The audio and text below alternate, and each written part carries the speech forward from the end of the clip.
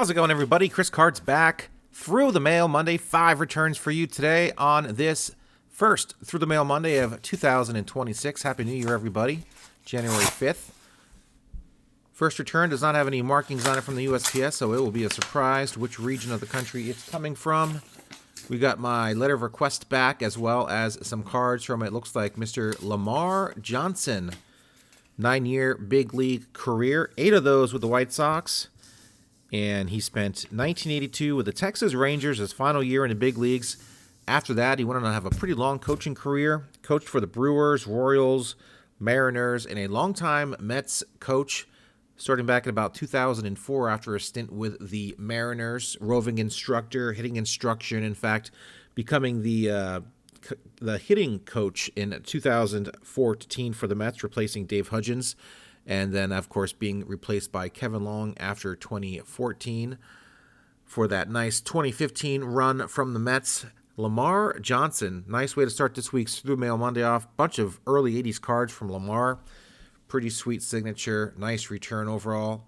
I only sent him 4 cards. He sent back 5. Looks like I got somebody else's card. So if I have your card, the card that did not belong on the photo after the reveal, let me know. I'll send it to you. All right, return number 2 is from Phoenix, Arizona, with the American flag stamp on it. Thank you, Russell, for the stamps.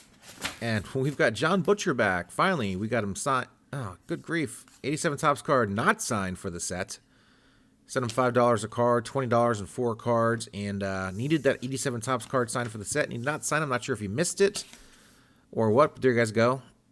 There's proof positive, not signed. He does sign 87 Topps cards. I mean, I would know. I looked through the returns from other people, and I would have made note if he did not sign that card for any particular reason, like O.W. McDowell, who does not sign his 89 Upper Deck high-numbered Indians card, which is going to be a tough pill to swallow when I get every card in that set signed, and I can't get him to sign his 89 Indians card. So anyway, John Butcher there, a couple of Future Stars cards. Bob Babcock hasn't signed in probably almost 2 years.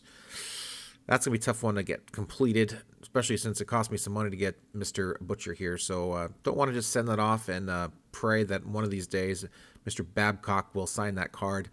Dave Schmidt, however, very good signer. Should get that one completed. That will look good. 7-year big league career for the Mr. John Butcher as a pitcher. 4 with Texas, 3 with Minnesota. Finished off in 1986 with the Cleveland Indians, getting into 13 games for them.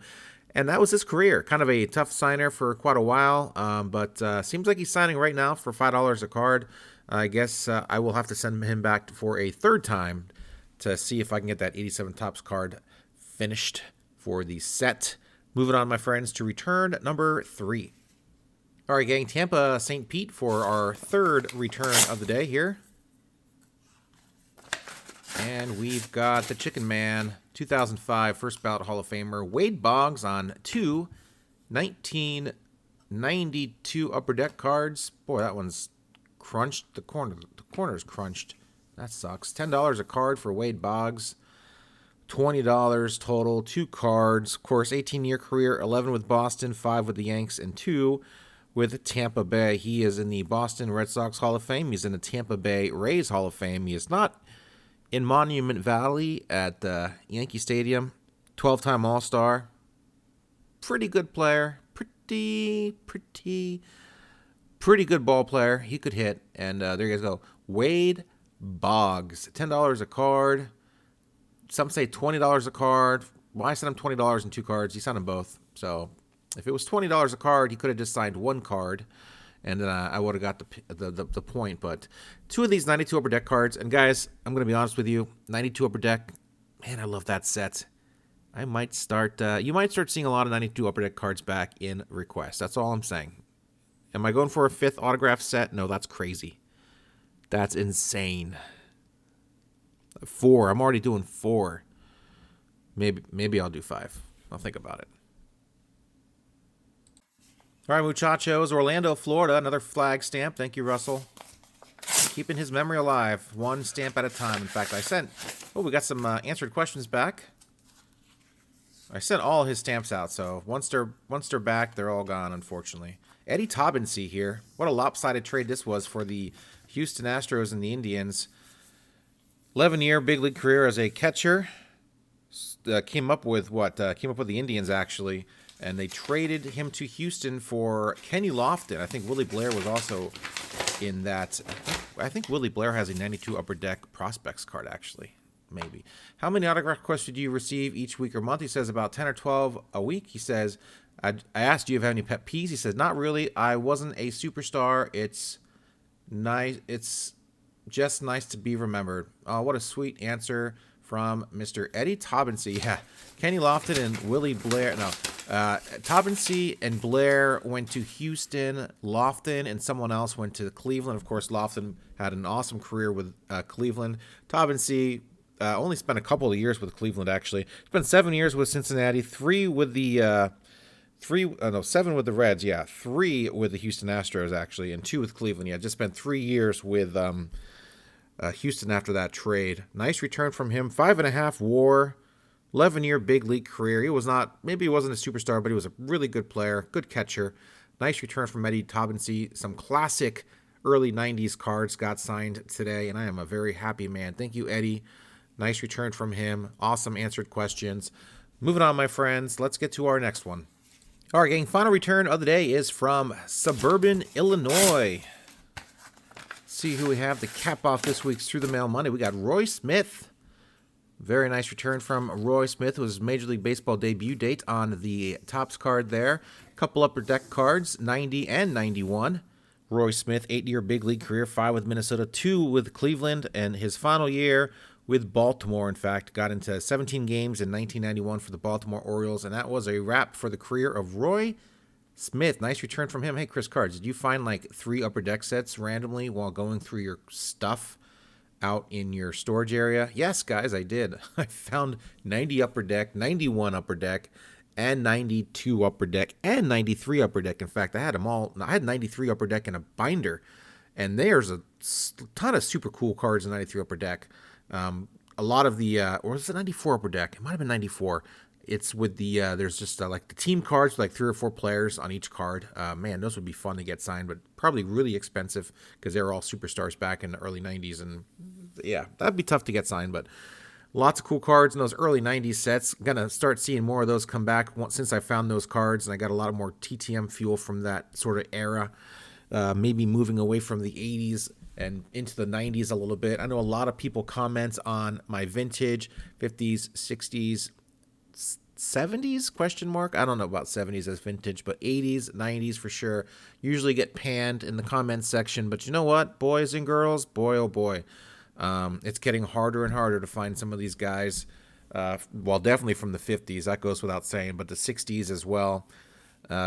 That sign and vintage is getting harder and harder, and I don't know, maybe there just won't be as much interest in Through the Mail Monday in the future because we're getting through the junk wax era of autographed cards. Even though, you know what, boy, that's really what motivated me 6-7 years ago to start doing TTM again, because I have a bunch of junk wax cards, and they're not worth a whole lot. Newsflash, call Ripley's, I know. But, let's send out literally every card I own and try to get it signed. It's much better than sitting in a box, accruing 0 cents per day, and just being in the way. So send these cards out. I get them back signed. Awesome. If I don't get them back signed, awesome. Either way, guys, it's a win-win for Chris Cards and his storage capacity here at Casa de Cards. Thanks, guys, for watching. Hope everyone had a great New Year. Hope everyone's got their fingers. I know July 4th is generally the explosion holiday, but you never know. People do crazy things on New Year's too. Hopefully everyone's safe out there. I figured everyone's pretty even-keeled that watches this channel. You guys have your stuff together. You know what's going on, and you know to make sure you're safe out there, as far as fireworks are concerned. Oh boy, I'm on a boat right now. I'm on my first ever cruise. I'm in the Caribbean. I'm leaving today, actually. So as of yesterday, I was in Texas, at least from Galveston, Texas. So I was in Texas yesterday, guys, and right now I'm on the ocean, probably. Actually, right now I'm still in the ocean, or I'm still in Texas, actually, since this will be posted midnight on January 5th, 2026. But yeah, later on today we will embark, and it will be on my first ever cruise. See how it goes. Me and my wife looking forward to it. I couldn't get her on the cruise for the longest time because she's afraid of the boat sinking or just being seasick. But I told her it probably won't sink, even though we did see Poop Deck or whatever that show was on Netflix. That was just comedy all around. Actually, probably won't happen. If it does, well, we'll get $100 voucher or something out of it. So that's kind of cool actually. But either way, why did they just poop in the bags on that show? The red bags. I mean, if they just pooped in the red bags, as uncomfortable and as upsetting as that could have been, if everyone did their part, could have been a lot better. It would have been not as bad, but people are stubborn, and we're all in this together. It's a good life lesson. We're all in this together. Let's all do our part to make sure we're not making everyone else miserable. So if everyone does their small part, I think this world will live in harmony for eons yet to come, of course, until the supernova and the sun dies out, and then we just turn into a big solid ice rock. And then I don't have to worry about my 80s cards anymore ever again, because they'll literally be, I guess they'll just be gone forever. Just gone. Frozen? Will baseball cards outlive humanity? I think they will. Something to think about, guys. Thanks for watching. I'll see you again next Monday for another Through the Mail Monday. And of course, Friday with another set update video. And you know what? Like I said, I have them all in the can. They're in the can for, till the end of February, middle of February. It's January already. It's high time to put some more cards in my binders and film some more videos. So I'm very excited about it. And yeah, I need to do my checklist. I think I've asked people for checklists before. I need to do a checklist. I might just do a pen and paper checklist on what I need autographed for those sets. I need to figure out a way of doing it so I don't keep accidentally getting doubles and, getting Danny Darwin back for the second time on an 84 Topps card. Just stuff like that, keep the cost down, because it's expensive, as you guys know. 92 Upper Deck, though, that's a nice set. Really, you know what I love about Upper Deck? I love those checklists. I think from 89 to 90, 91, 92, 93, 94, they all have sweet checklists. I think they're called team checklists, but they're like paintings, very similar to like Dick Perez doing the Diamond King cards. I like the art style, and they look awesome signed. So I should just do a Upper Deck checklist, like subset, just go after those and get those signed and call it a day, and not go after the full set. But you guys know I'm going to go after the full set anyway, so we'll just stop pretending I'm going to do it. I can't wait. I'm so excited. All right, guys, I'm going to wrap this up. I don't mean to keep you any longer. Thanks for watching. See ya.